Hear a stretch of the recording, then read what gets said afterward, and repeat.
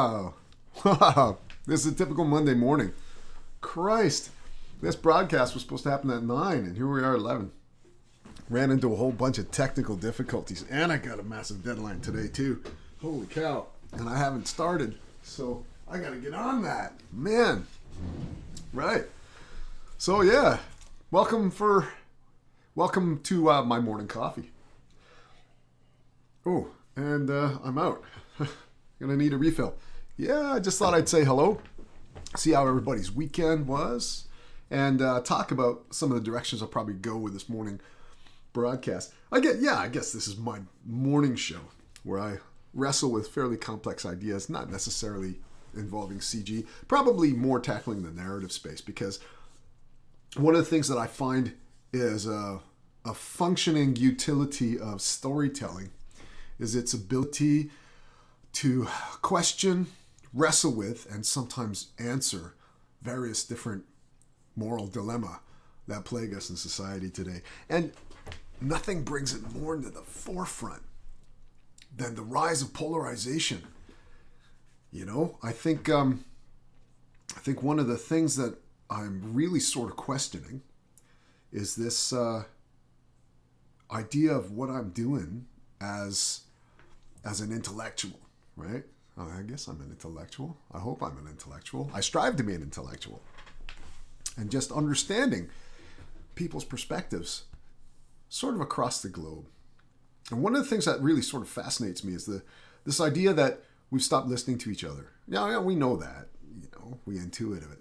But that's an identification of the problem, not necessarily an exploration of the solution, right?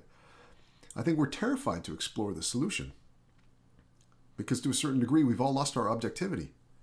I'll give you a point, right? The rise of the intellectual dark web, right? So this is an interesting phenomena of our age, right? Where the intellectual dark web is typically characterized as very right-wing, very white supremacist, racist, yada, yada, yada. And it may very well be, right? Although some of the speakers that I've sort of been listening to, I think their ideas need to be challenged, but before you can challenge an idea, you have to understand where it's coming from. Before you attack an enemy, you need to know what ground they are based in, right? So, and actually, wrong metaphor. Because I think the idea that we are attacking each other in an intellectual space in and of itself is dangerous, right? So I think one of the things that we've lost sight of is the fact that we need to bring things into open discourse to a certain degree. There's a problem of false equivalency, which really sort of hampers provides, I think, the biggest intellectual roadblock for an open discussion. And we'll talk a little bit about that because I think false equivalency has gained far too much credence in our society, far too much power. And it's something that I think is worth taking a step back from and say, well, okay, how do we then engage with presenting facts and negate the power of false equivalency? But, there's a minefield around that particular statement. So that's something I want to explore. But the idea that I think we need to explore is this idea of narrative. And before we can discuss narrative, we need to kind of understand that to create the most powerful narratives, we cannot pass judgment on our characters. And I have a whole segment on not passing judgment on your characters, but in that regard, there's a certain amount of objectivity to the ideas of your characters, right? So I'll give you an idea. If you write a villain and you hate the villain, you're writing a stereotypical cliched villain, aren't you? So we know that to be able to create an effective villain, we have to bring them to the point where they're almost admired to the same degree as the hero, except they're in the dark, right? But to do that, we have to understand where the villain is coming from. We have to know that a villain in his own mind is not a villain. A villain in their own psyche is the hero of their story.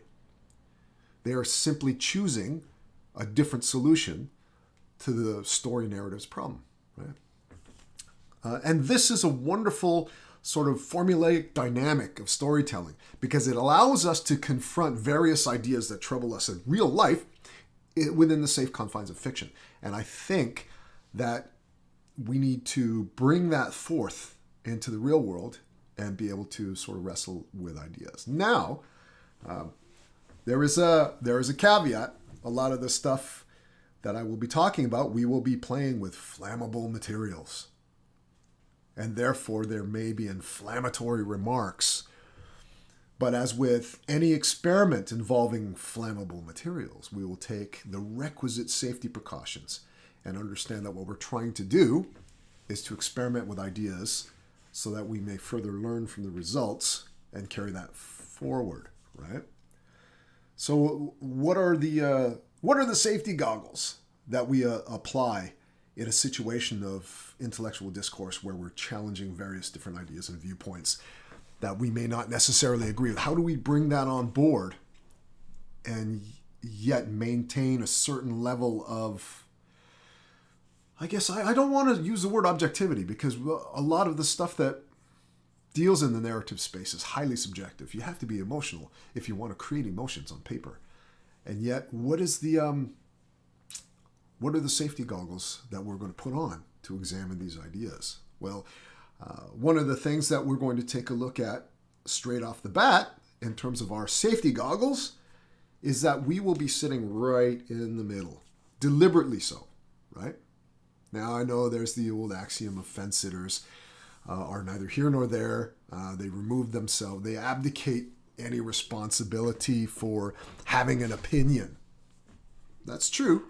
That's fair enough. But we are not here to formulate an opinion, right? We are acting as the omniscient watcher from Marvel Comics, trying to observe everything happening on both the left and the right to understand what it is, what forces brought us to this particular point in history, and to see if we can understand a little bit more about human nature and things like that.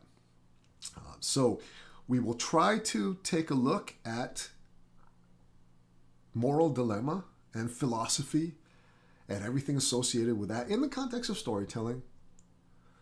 And our safety goggles will be that constant pulling back to the center line. I hope. I've never done this before, guys. I feel like I'm putting on a pair of safety goggles to test some TNT. So we shall see what we shall see. But here's the thing, right? Here's my opinion on universities. Universities are meant to be, should be, and I endeavor to create a place where ideas are challenged, constantly challenged, right? You don't know the tensile strength of an intellectual idea until you've stress tested it, right? So that's sort of the concept behind this. In addition, one second.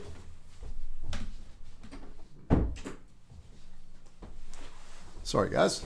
In addition to that, I think, here's the thing, right? University safe spaces should not be created to keep you from harm. University safe spaces should be created so you can play with harmful materials and be safe, right? That's the whole scientific ethos of experimentation, right? In controlled environments with all safety precautions put in place. So, I will give you an example because there might be a little bit of growing trepidation in terms of, okay, well, where is this going? I mean, it's supposed to be art, animation, concept art, writing, digital sculpting. What is going on here? Well, I'll start off very, very light, right? I've spent a good year studying narrative and the power of myth and all that sort of stuff, and understanding that our classically accepted definition of narrative is very Jungian in nature and all that kind of stuff. And there are reasons for that, and we'll get into that. That's a really, really deep conversation. But one of the things that I believe is that the classic narrative exists to sort of address and alleviate human suffering. That's one of the larger parts of what narrative does. We want a reason for why we exist. We want a reason for why we have to do the things that we do. And sometimes those tasks we are confronted with are incredibly difficult and almost all-consuming, right? And the narrative allows us to examine those smaller and larger issues from within the safe confines of fiction, right? How different is that from law and religion? Because what they offer is the same kind of functional paradigm the narrative does in terms of attempting to, well, with religion, attempting to explain human suffering and as a guide for a methodology with which to execute your life, whether we agree or not. That is the flammable material we're playing with. And then there's law, which is more of a forceful edict to say, these are the conditions that exist that contribute to human suffering, and here are the functional laws based on morality of how we need to maneuver through this reality and maintain safety, utility, happiness, etc., right? So again, inflammatory, right? Potentially inflammatory, right? But whereas we are free to discuss law from within the safety of our center ground, we might not be so free to discuss religion. We might not be so free to discuss politics. Well, not saying we don't have heated arguments and discussions of law. So when we take a look at politics, law, I mean, there's a reason why politicians in America are called lawmakers, because they're very, very closely related, policymakers, etc. Then we've got religion, and we've got narrative, right? And quite a few other socio-political sort of arenas, all kind of tied together, all trying to fundamentally solve the same questions and the same problems that sort of affect our daily existence. So if we want to be effective storytellers, we need that philosophical understanding of where all of this is coming from, where we're all going towards, and how it all fits together. The danger, I think, is if we compartmentalize politics and say it has nothing to do with story. Compartmentalize religion has nothing to do with politics or story. Compartmentalize politics, that's a whole other beast on its own. No, they're all connected. They're all incredibly connected, right? And this is one of the ideas that we have to be unafraid to look at, examine, and really, really try to understand the machinations that are involved with all of these and how they sort of, how those gears drive society forward.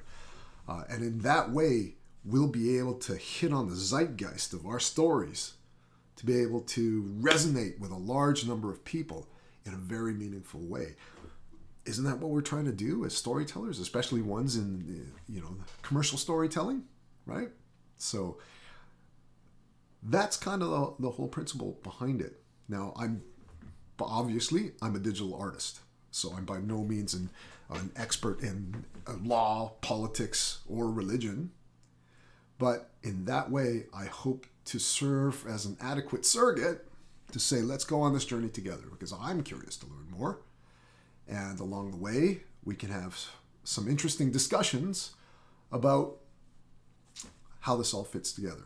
So I'll leave you with this, a very, very interesting sort of analysis. I have been thinking about the quadrant of things. You're like, what? The quadrant of things? What is that? Well, do you ever notice that most religions, to a certain extent, have some sort of working trinity of some kind? So the obvious question that comes to mind is, in Christianity, there's God, the Son, the Holy Ghost, or Holy Spirit, or whatever you want to call it, right? But there is this kind of divine trinity in a lot of religions. And it's interesting to me that the fourth quadrant is missing from a lot of these religious interpretations, and yet is needed. So if you take a look let's just pick on Christianity because, I mean, I was born and raised a Catholic, so I'm the most familiar with that particular religion, although I sort of adopt an atheistic sort of pure science approach towards analysis of life, you know. So understanding that, if we take a look at, Catholicism, right? We've got the God, the Son, the Holy Spirit, and then over here in the corner is either Satan or Mary, the Holy Mother, right? One of the two, right? And they swap out interchangeably, right? To me, this, I think, identifies a fourth quadrant that is sort of necessary for that Trinity to work. And I'll give you a practical example because I think J.K. Rowling nailed it. Because she presents that necessary quadrant in the houses, right? So we've got Gryffindor, Raven, name escapes me. I want to say Ravenscroft, but that doesn't sound right. Ravenwood? No, Ravenwood is Marion. And then there's Hufflepuff, right? 3 arguably good houses, but we need that fourth quadrant filled, and that's Slytherin. But Slytherin is necessary, has to be there for the other houses to function, right? So in that regard, I think that's how we should approach any intellectual discussions where we start to touch a little bit on these inflammatory ideas or ideas that may be polarizing. Because let's get this one thing straight off the bat. I want to eliminate polarizing thought. I want to eliminate our forcible conscription into the left or the right in terms of thinking, right? Because that's a dangerous, dangerous position to be in, right? And the best way to discuss it is to say, let's step back and take a look at all 4 quadrants, figure out how they fit together. Why is it incredibly important? I want us to be unashamed to tackle concepts that do border on politics or religion. I mean, there's a saying I grew up with when I was a kid, right? All the fathers used to say, never talk about politics and religion. And I get that. I understand that. Because invariably they lead to argument. Invariably they lead to polarization. They lead to the breakdown of friendships and the breakdown of emotional connections with each other. But because we don't talk about politics and religion, and haven't done so for 100 years or so, maybe that's the contributing factor that drove us to where we are now. Maybe.